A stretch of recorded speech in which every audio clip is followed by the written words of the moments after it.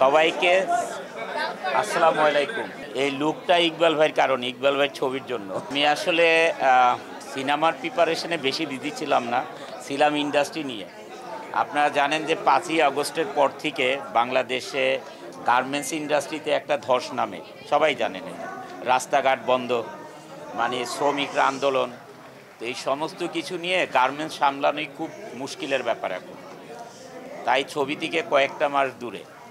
ইনশাল্লাহ জানুয়ারি থেকে ইকবাল ভাই, তারপরে জাজ মাল্টিমিডিয়া, নেত্রী দ্য লিডার, 4টা ছবি দেখি 2টা ইনশাল্লাহ শেষ করতে পারি কিনা জানুয়ারি থেকে। দোয়া করে। রোজার ঈদে মনে হয় না, এত কাছাকাছি হবে না, কুরবানি ঈদে পাচ্ছি ইনশাল্লাহ। কুরবানি ঈদে ছবি আছে। চমকের একটু যদি জানাই, এক নাম্বার চমক হচ্ছে ইকবাল ভাই আমার সাথেই দাঁড়িয়ে আছে। ইকবাল ভাইয়ের জন্য লুক চেঞ্জ করা হয়েছে, তাহলে গল্পটা একটু ডিফারেন্ট হবে, যেহেতু লুকই চেঞ্জ করে ফেলছি উনি আমার।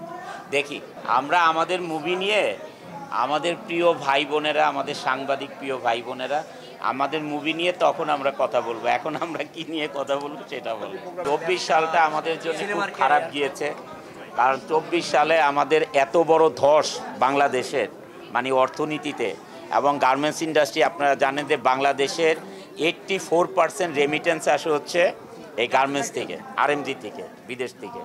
আর 14% আসে আমাদের রেমিটেন্স যোদ্ধাদের থেকে। আর 2% আসে হচ্ছে সারা বাংলাদেশের যত কিছু দেখেন আপনারা এক্সপোর্ট হয় তার থেকে, মাত্র 2%।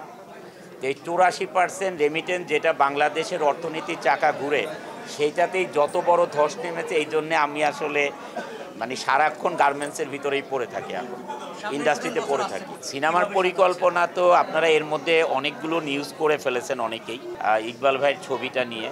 তারপরে আপনি জানেন কিছুদিন আগে জাজ মাল্টিমিডিয়া একটা আপনাদের সাথে প্রেস কনফারেন্স করে। আমার সময়ের জন্য আসলে এগুলি কিছুই হচ্ছে না।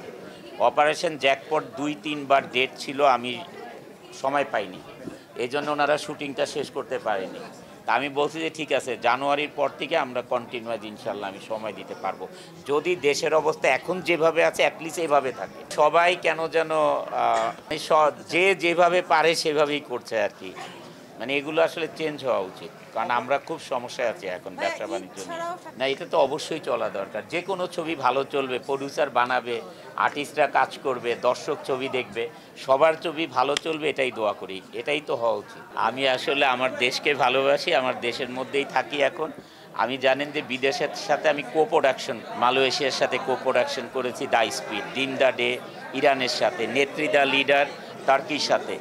তা আমি এইসবে বেশি মানে আমার এটা বেশি ভালো লাগে যে বিভিন্ন দেশের সাথে কো প্রোডাকশন করা।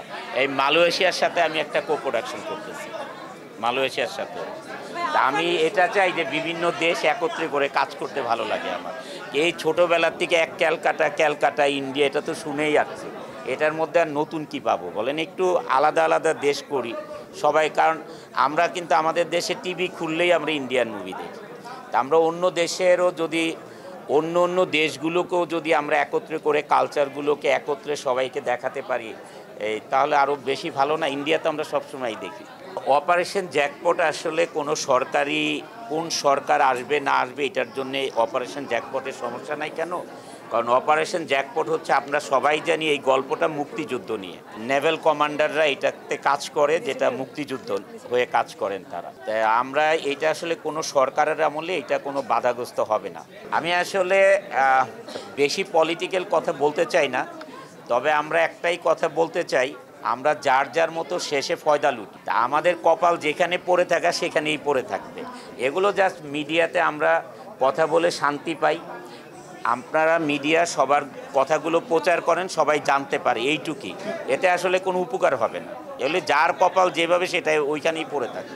না, সেটা তো সমস্যা না, এটা তো প্রডিউসার বলবে। আমার কোনো সমস্যা নেই। আমি সবার সাথে না, আমি এখন প্রডিউস করি না, তো আমি আসলে এখন প্রডিউস করি না ভাই। আমি বলি, এটা হচ্ছে ডিজিটাল যুগ। আপনার কথা আপনি সহজেই প্রচার করতে পারবেন, যে যেভাবে প্রচার করবেন সেটা সবাই দেখবে। এটা নিয়ে বলার কি আছে? সামনে আমরা বাংলাদেশ এইভাবেই দেখতে চাই, যেভাবে ভালো চলবে। কারণ আমরা আসলে এখন যদি আমি এভাবে বলি অনেকেই মনে করতে পারবে যে উনি কি আওয়ামী লীগ সাপোর্টার কিনা। আমার লাইফে কোনো পলিটিক্সই করি না, সবাই জানে যে আমি কোনো দলের সাথেই জড়িত না, এটা সবাই জানে না। ইভেন তো ফুটবল খেলার সময় যদি কেউ বলে যে আপনি কোন দল সাপোর্ট করেন, জানেন যে আমি বলি না। ইভেন তো বর্ষা আমাকে বাসায় থেকেও আমাকে বলাতে পারবে। তো এই হচ্ছে আমার ক্যারেক্টার, হচ্ছে এইটা। আমরা চাই আমরা মিলেমিশে থাকবো, সবাই ভালো থাকবো, দেশ ভালো চলবে, আমরা সবাই ভালো থাকতে পারবো, এটাই।